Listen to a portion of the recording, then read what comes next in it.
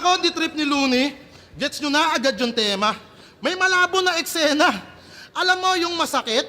Yung hindi ka trip ni Looney, tas wala kayong problema. Lakas ng laban niya. Lakas ng laban niya kay Cripply. Pero nung sinuri na ng tunay yung mga linya mo ang halay, di ka rin trip ni TPC kasi yung sulat mo pang tambay.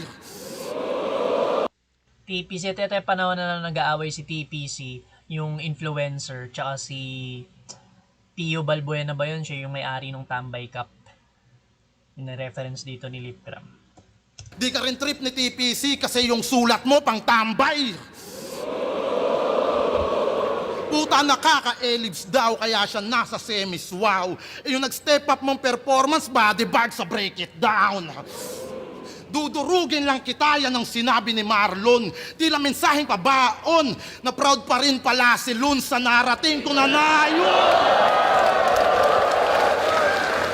Yan yung nagsimula, yung linya na yun, nagsimula yun sa laban ni Lipgram tsaka MZite ba yun, nung isa buhay finals dati.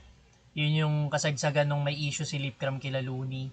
Tapos parang yun yung siningit niya sa round 1 niya ba yun?